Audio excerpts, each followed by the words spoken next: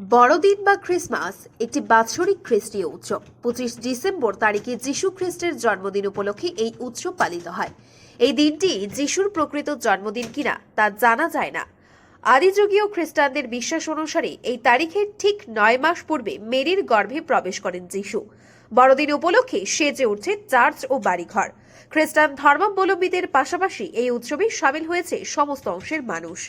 আর এই বড়দিনকে কেন্দ্র করে সেজে উঠছে মরিয়মনগর চার্চ।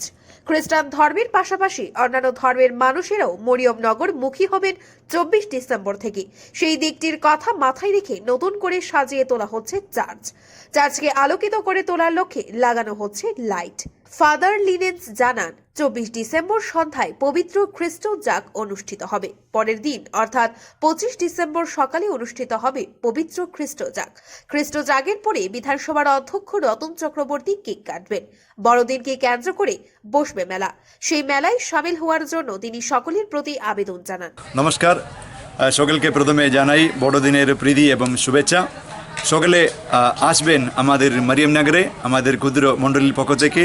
আমাদের এখানে 24 তারিখে সন্ধ্যাবেলায় 11:30 সময় পবিত্র খ্রিস্টজাগ সেই উৎসর্গ করার জন্য আমাদের বিশ্বমহোদয় লোমন মন্ডলেরও তিনি আসবেন। তারপরে 25 তারিখে সকালবেলায় এখানে 8:30 সময় পবিত্র খ্রিস্টজাগের পরে আমাদের রতন চক্রবর্তী আমাদের মাননীয় স্পিকার স্যার তিনি আমাদের এখানে আসবে কেক কাটিং করার জন্য। এবং তারপরে আমাদের এখানে মেলা হবে। সেই মেলাতে অংশগ্রহণ করার জন্য আমি আমাদের আগরতলা নিবাসী সকল মানুষেরকে আমি স্বাগত জানাই। সকলকে বড়দিনের প্রীতি এবং শুভেচ্ছা জানাই।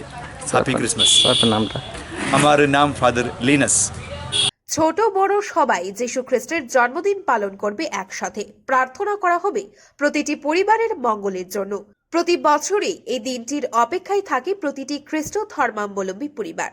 প্রতি বছরের ন্যায় এই বছরও যথাযোগ্য মর্যাদার সহকারে বড়দিন উৎসব যিশু খ্রিস্টের জন্ম উৎসব পালন করা হবে।